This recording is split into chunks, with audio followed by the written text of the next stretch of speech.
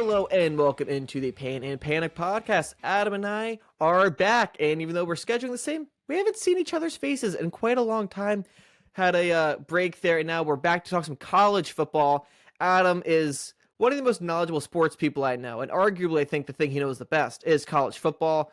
So I'm going to be more of a host today and really just defer to Adam's expertise. Adam, how are you feeling for this college season? What's your excitement level on a scale of 1 to 10? Oh, it's at like a 15 right now. You know, you get the appetizer the way college football does it last week with week 0 and the game in Ireland and some cool games that, aren't, appeasing to everybody. But I love watching Hawaii and Stanford play, a late night game in Hawaii when it's dark here and the sun's out in Hawaii. Just time zones are crazy. Yeah, but it's nice to have you back in these here United States of America. You had a great trip to Mexico to see your girlfriend. So I'm sure you had a lot of fun down there. It's good to have you back. It's good to see you, buddy. And of course, college football, my favorite season of the year, so I'm like very, very happy right now. Yeah, had a lot of fun. Happy to see you, my friend. And now let's start with our alma mater right there, Penn State. Background in yours and somewhere on my video, Penn State Drive right there. We both graduated very recently, but still very up to date with the team. And Penn State every year, the whole book on them is they can't win the big game. But their defense usually is they're not as good as Michigan and Ohio State. This might be the first year where they're probably better than them on paper, or at least equal to them. So, Adam, let's just start with Penn State, the Nittany Lions. They're the preseason number 2 in the AP poll. That's their highest ranking since 1997. So people are ranking them better than Ohio State and Michigan.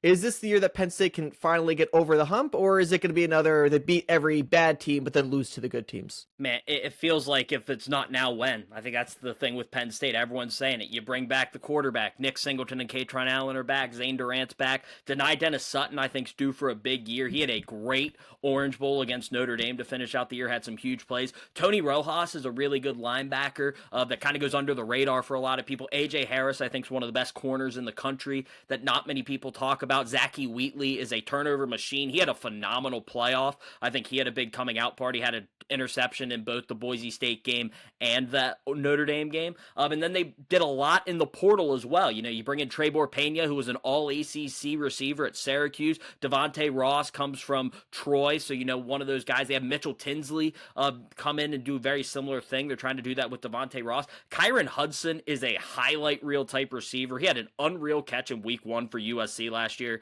against LSU. They expect him to be able to do that. That's the thing Penn State's lacked, is guys who can win 50-50 balls down the field at the receiver position. Tyler Warren was able to do that, but they're really trying to get receivers on the edge that can do that. Really haven't had that since Jahan Dotson. Haven't had a full receiving core that's been able to do that probably since 2016, the year they won the Big Ten, with guys like Saeed Blacknall, Deshaun Hamilton, Chris Godwin, where they were just throwing jump balls up like crazy. Trace McSorley, who's now a coach on the staff, was so good at that. So they really rehauled that room. Antoine Belgrave Shorter's a freshman that they've converted into a safety. He's expected to start.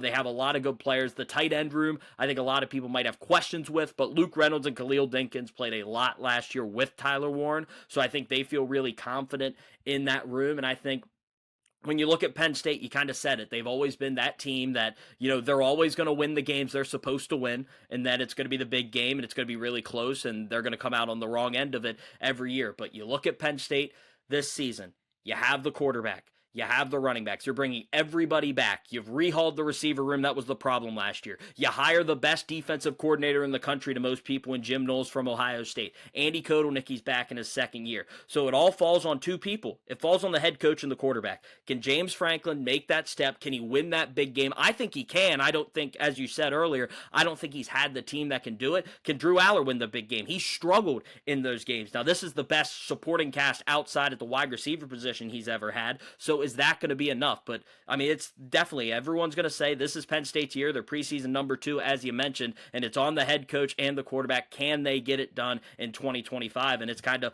wait and see, and you're going to have to wait a little bit. The start of the schedule isn't the strongest for Penn State. They play Nevada, FIU, and Villanova before they get that whiteout game against Oregon. So it's going to be a huge season for Penn State, and as I said, it's all going to come down to if the coach and quarterback can make that next step, which I think they can. Yeah, as you mentioned, I think the main area of improvement was the receiving room. Tyler Warren was an absolute beast, and he was a great tight end. But this Penn State Nittany Lions did not have a single catch by a wide receiver in their loss to Notre Dame. That's a problem. if you want to actually win those games. They have a great running back room with Nick Singleton and Katron Allen. Drew Aller, 5-star prospect, shows flashes of it. And now it's all right. You have no excuse not to play up to that level. So I think this is his best chance. Luke Reynolds, my guy right there, share the same last name with him. Besides that, don't know much about him because I'm not like you, but I think this is their best chance that they've had. And also, too, Ohio State's going to have a new quarterback in there. And Michigan is not what they were a few years ago. So I think this is their best chance. And if it's not Penn State, is there anyone that would win this conference besides Ohio State, or is Ohio State really that other option? I think Ohio State's that next team because in my mind, Ohio State has the best two players in the country because I think Caleb Downs and Jeremiah Smith are the two best players in the country. Now, you look at it, they're not at huge impact positions. Jeremiah Smith, the best receiver in the country, he's just a sophomore, but you need the quarterback to get him the ball. I think Julian Sayen's going to be very good for them. Caleb Downs, I think he's the best defender in the country. He's the safety at Ohio State. He is unbelievable. Some people have him going number 1 overall in the draft, even with quarterbacks there. So he's phenomenal. Oregon's going to be good. Dan Lanning's really got them to where they're at with they're kind of like, your Alabamas, Ohio State's, Georgia's, and the fact that they have so much 5-star talent that they just reload. Like, they lost a lot. They lost Dylan Gabriel, but Dante Moore's a former 5-star that's going to be playing quarterback for them. They have a lot of talent on the outside. Their defense is going to be good. Dan Lanning's a defensive coach, so he's going to have them ready to play. Penn State gets them. So I just said Penn State has probably the second and third best team in the Big Ten. Penn State plays them this season. They get Oregon at home, and they travel to Columbus on November 1st. Illinois is a team a lot of people are talking about. They're preseason ranked in the top 12. They beat South Carolina in their bowl game last year. Luke Altmaier's back at quarterback. Brett Bielema, the head coach. They had a really good year last year. They have a very favorable schedule. I think of them kind of like Indiana last year, and I think the same with Nebraska. I think they've got very favorable draws in the Big Ten. Nebraska does play Penn State. Illinois plays Ohio State. But other than that, your other games, they kind of get some favorable matchups where they're going to be able to make that work. And then a lot of people are talking about Michigan this year. Their preseason ranked number 14. They have the number 1 player in the country who's going to be a true freshman that's going to be their starting quarterback in Bryce Underwood. I think they're a year away. I think they've got a lot of talent. I think Sharon Moore's doing a lot of good things, but I think Michigan is 1 year away from truly taking that next step. They have a tough game at Oklahoma to start the year. They've had kind of a chaotic, off season with the sanctions coming down, which really ended up being nothing for them, just a 3-game suspension for their coach and a fine. So really nothing that's going to impact the on-field play for Michigan. But I think they're 1 year away from truly taking that next step. But I think absolutely Ohio State's probably, if you don't pick Penn State, you're picking Ohio State. And I think Oregon is the big 3 in the conference this year, as they were last year. And we talked that Penn State's ranked number 2 in the preseason AP poll. Now let's talk about the team that's ranked number 1. That's going to be the Texas Longhorns. Is Texas ready to take this next step and dethrone the other SEC power schools? Because in the past, it was always Alabama and Georgia, but looks like Texas is on the rise, and Archie Manning is going to take over as the quarterback. So a lot of excitement there. What do you think about Texas going into next season? The fun part about Texas is this will come out on Friday. Tomorrow, Texas and Ohio State play, which is awesome for college football. Now, I know a lot of people like to attack our Penn State Nittany Lions for their easy non-conference schedule, but there is really not a ton of benefit to playing these tough games. But as a fan, it's awesome to see Texas and Ohio State play week 1. And you're going to learn a lot.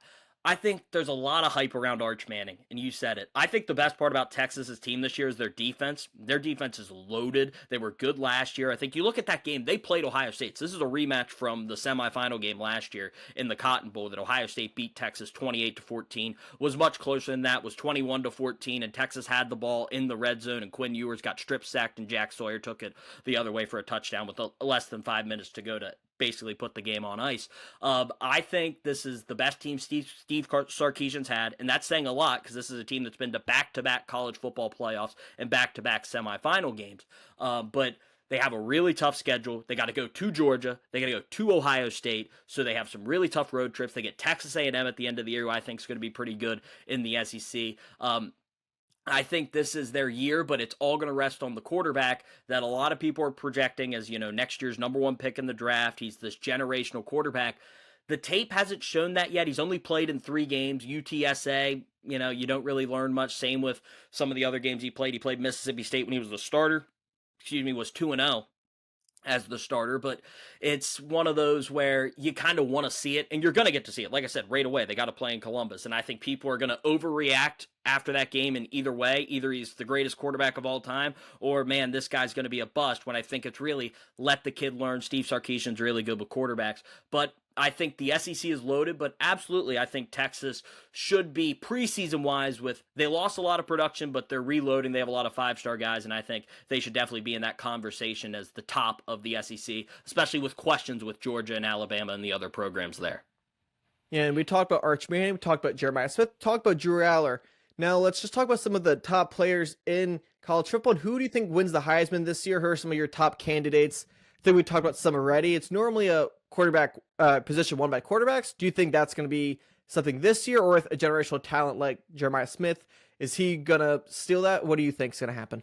I think the Heisman Trophy is so interesting because every year we're going to talk about guys, and then there's going to be someone we're not even talking about that's going to end up in the conversation. Like, no one was talking about Ashton Genty in August about winning the Heisman Trophy. Then he had the huge game in week 1 and almost broke Barry Sanders' rushing record and had the opportunity. Travis Hunter, as you mentioned, he wasn't a quarterback, played both ways and ended up winning the Heisman Trophy last year. So there's going to be definitely going to be guys that we're not talking about right now that have the chance to really throw their way up into that conversation. But you mentioned some of the guys we've mentioned. Arch Manning's going to be in New York. If he has a good year, he will be there because the hype, the name, it's going to get him to New York for the Heisman Trophy, even if necessarily numbers don't. And if the numbers do justify him being in New York, he's probably winning the whole thing. But I think he's going to end up in New York in the Heisman Trophy ceremony. Jeremiah Smith's the best player in the country, and people might try to tell you he's not. He is the best player in the country. He's an unreal wide receiver. I remember Marvin Harrison Jr. was the best receiver Ohio State's ever had.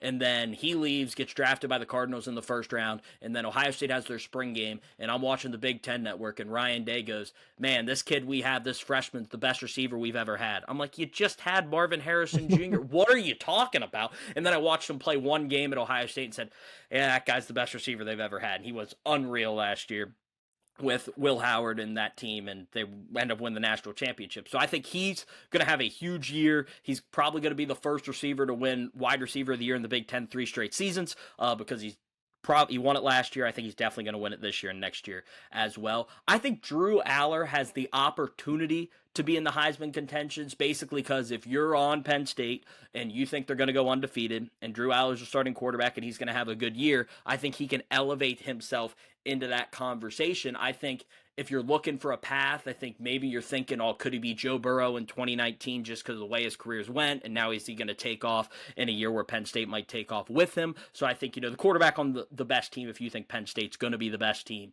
is definitely a conversation to have, and I think Drew Aller is going to be in that contention. The one thing that could hurt Drew Aller is Nicholas Singleton, Katron Allen. They have a lot of talent on that team that it might spread the wealth thin for his opportunity on a statistic way. Another guy, DJ Lagway, as a sophomore quarterback at Florida.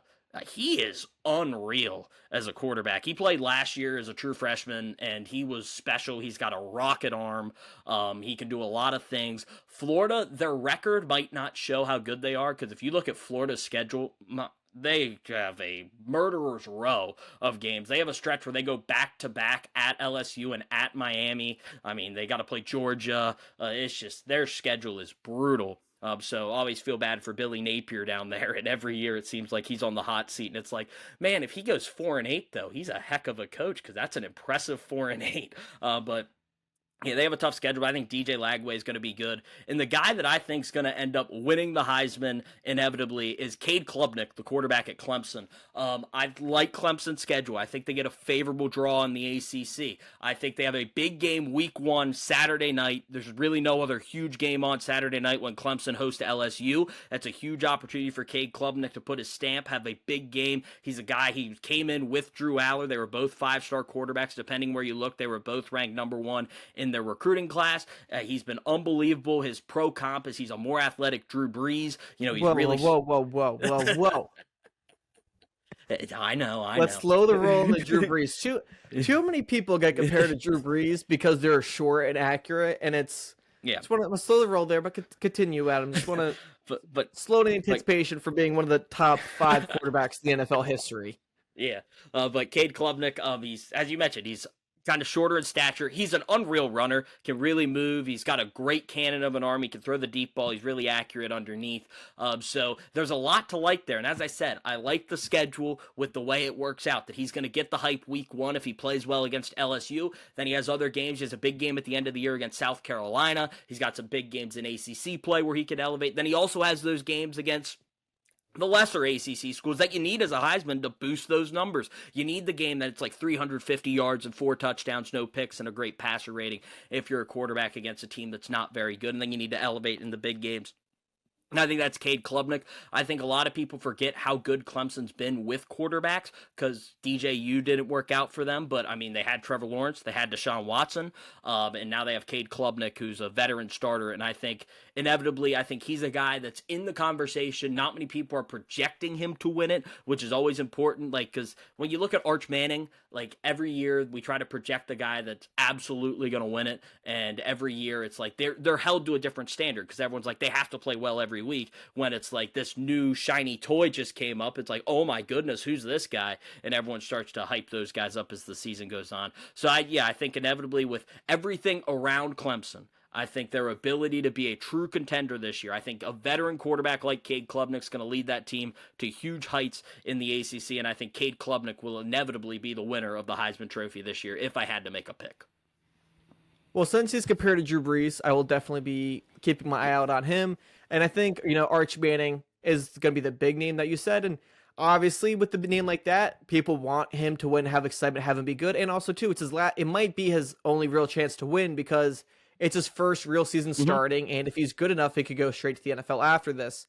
And one thing, how about this? Now, I was thinking about this. I was talking to my dad about it. Is Arch Manning potentially not going to be allowed to win the Heisman because someone's going to look and say, he's not as good as Peyton, and Peyton never won the Heisman. So Arch can't win the Heisman.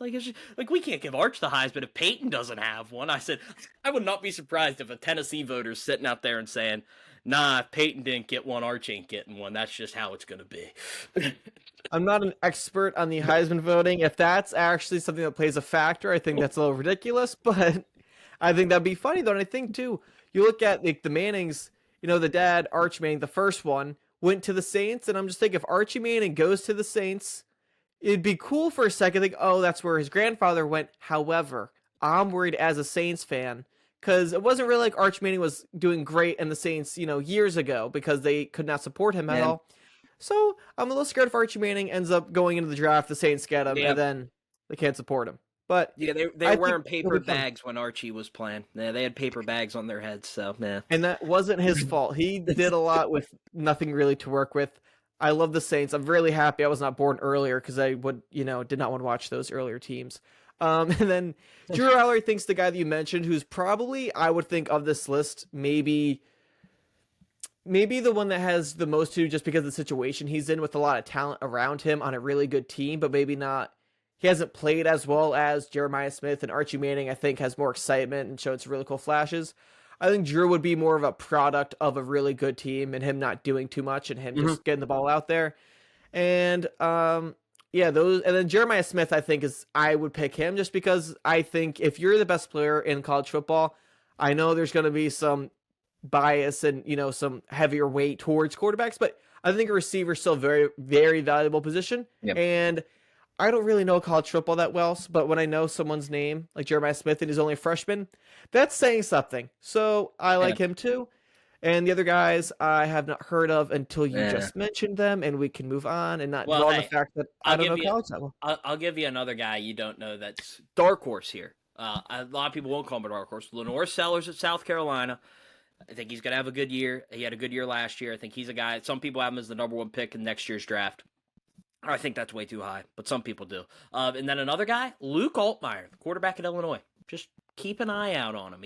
Again, if Illinois has an Indiana-type year and Altmaier puts up big numbers, would not be surprised. So there's some 2 guys to maybe, if you're trying to make a bet on a future and you're like, man, who has good value? Well, no one's betting on Luke Altmaier, so if you want to throw some money down on him, go ahead, and that could maybe work out for you.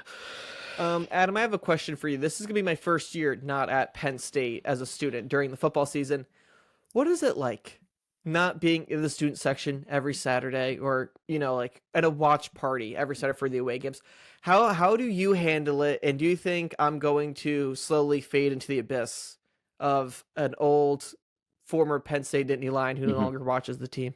Well, I say it's a little weird for me because I've been going to games since I was like 3 years old. So I've had more games watching not in the student section than I have watching in the student section. So it's kind of weird for me, and I'll be at every game this year most likely.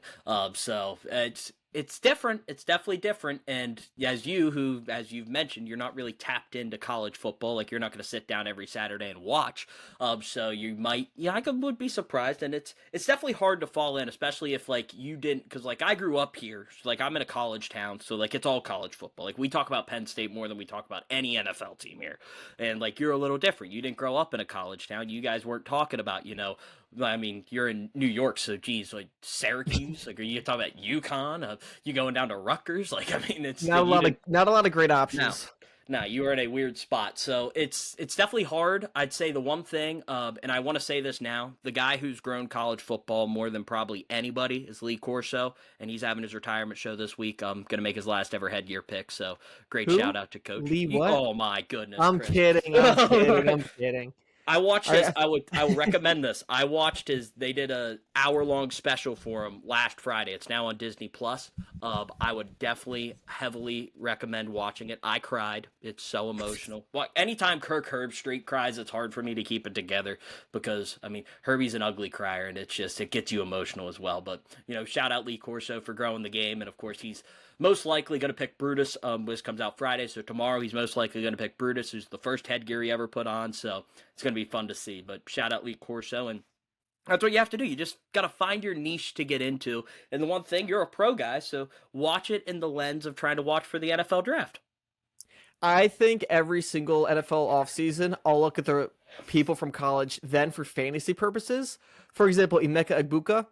Love that man right now. Did I watch him and know who he was on Ohio State? No, I did not. Oh, I want to talk about this, though, because Emeka Egbuka is interesting, because Emeka Egbuka might be the best rookie receiver in the NFL this year.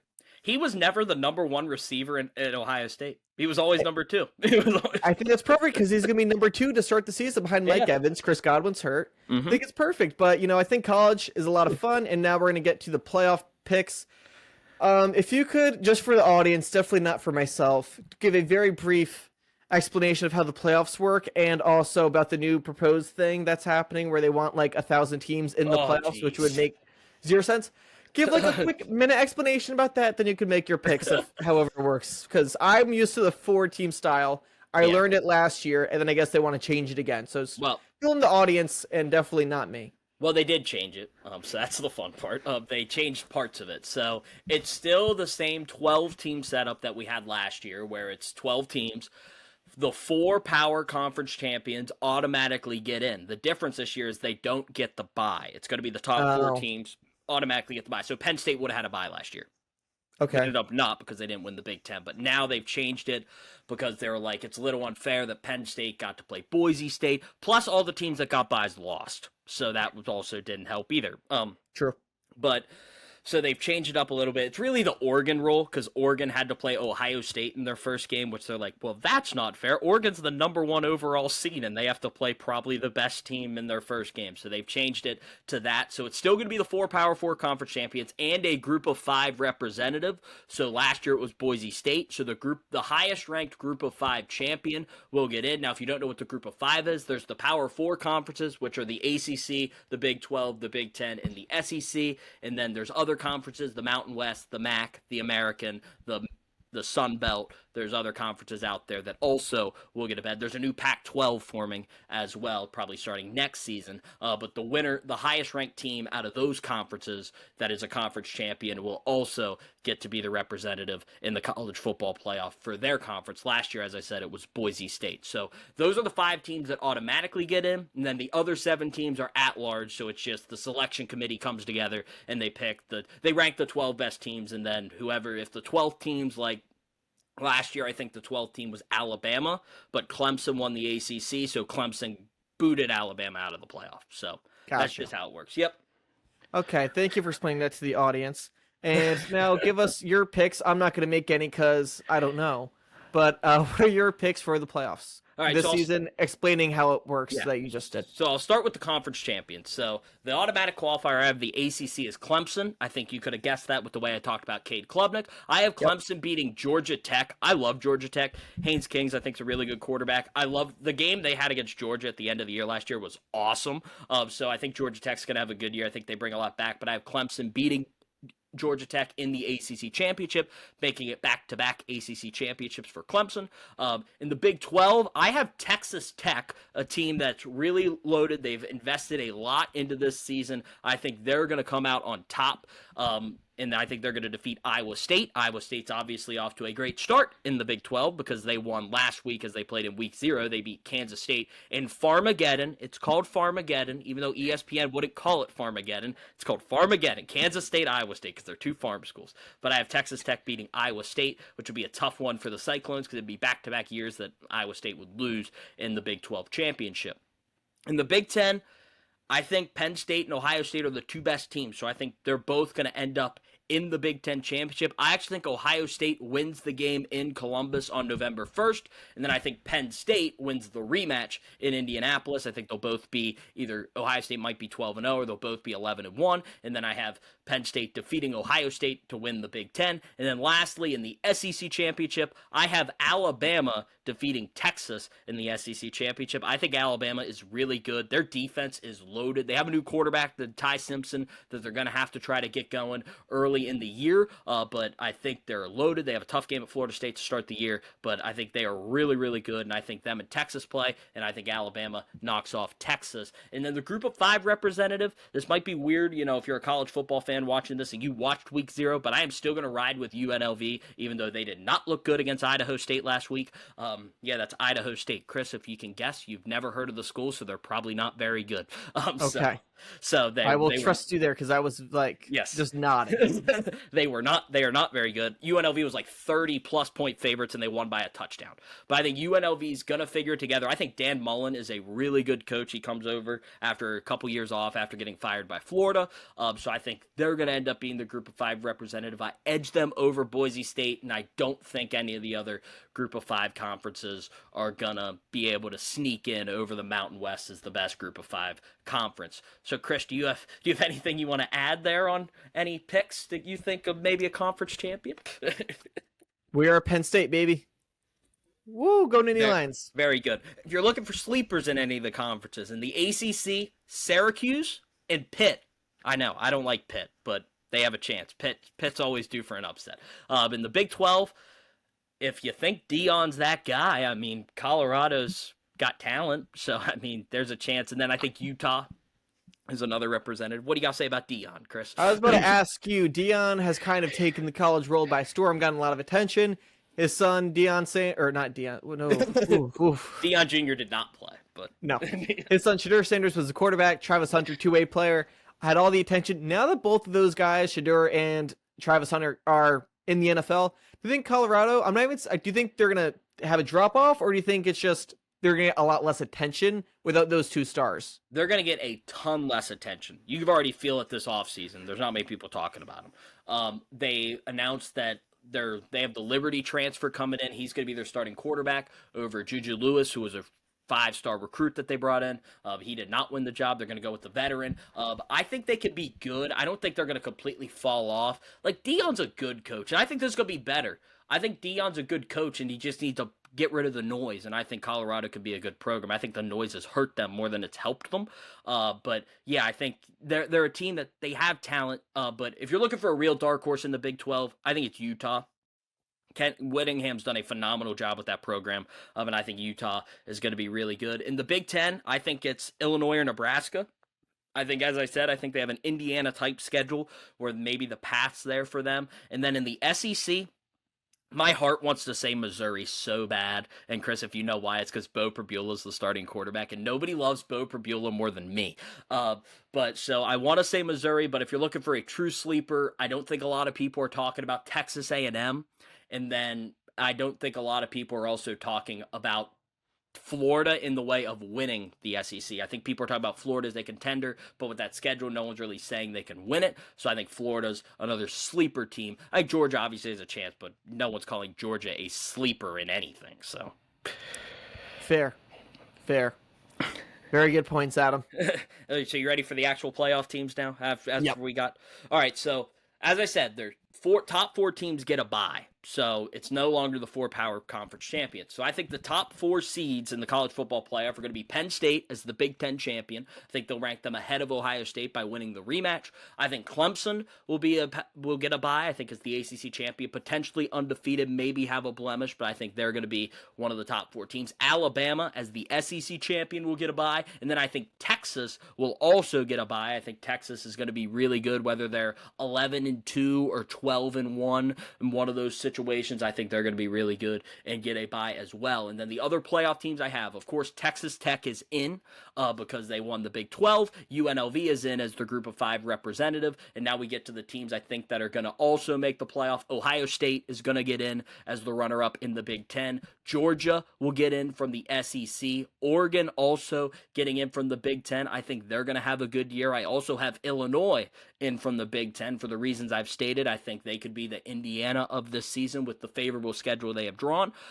Texas A&M is a team I have in the playoff right now. I think they're really good. They have a tough schedule, which is, you say that about all the SEC teams, but they have somewhat of a favorable tough schedule if you can find one in the SEC. And then, of course, they have some big opportunities to get big wins. And then the last team I have getting in, my 12th team, is Notre Dame. I have them sneaking in.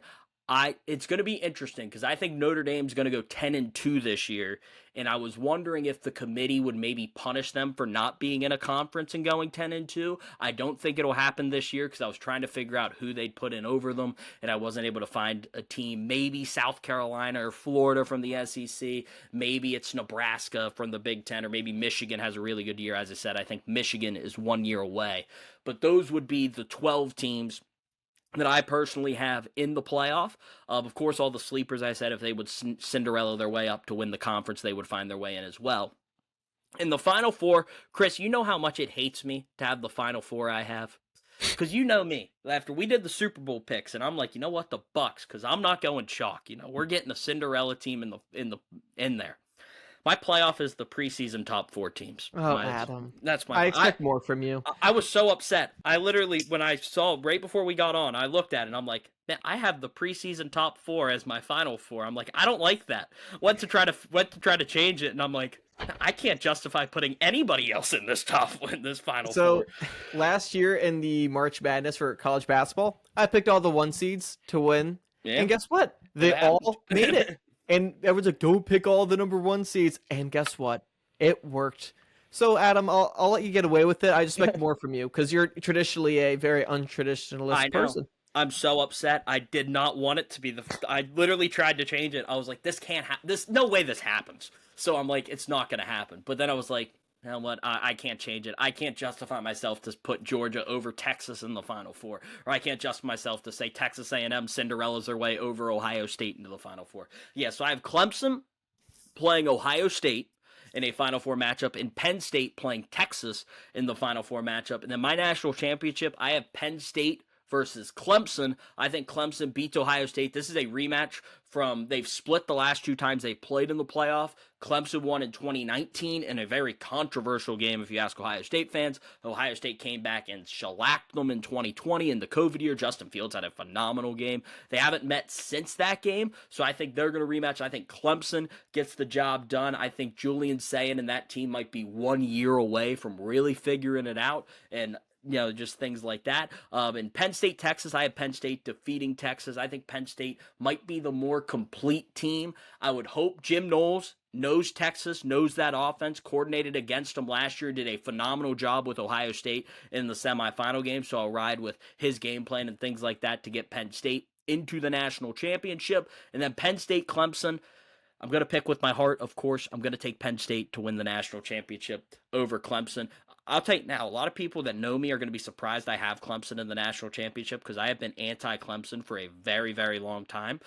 So, it's interesting for me to put them there. But I think it's going to be Penn State and Clemson. I think it's going to be a great story having the two quarterbacks that a lot of people are really down on, even though they're talented, and Cade Klubnik and Drew Aller, because of opinions they formulated 2 years ago when they were first-year starters. They've really grown, and I think it'll be a good game. And I think the one nice thing is, like, I'm taking Penn State to beat Clemson in the national championship, but the nice thing that the 12-team playoff has allowed is it allows so many more teams a seat at the table with a chance to win it. Like, it used to be every year. Well, Georgia's going to win it, or Alabama's going to win it, Ohio State will win it, and maybe there's a flavor of the year. I said that's not the case anymore. Like, if you want to sit down and you want to tell me that, I don't know, Georgia's going to win the national championship. Yep, I believe it. You want to sit down and tell me, you know what? I just think this is the year Texas is going to win it. Yep, all right, I got you. Texas A&M's going to win it. Okay, South Carolina, I believe you.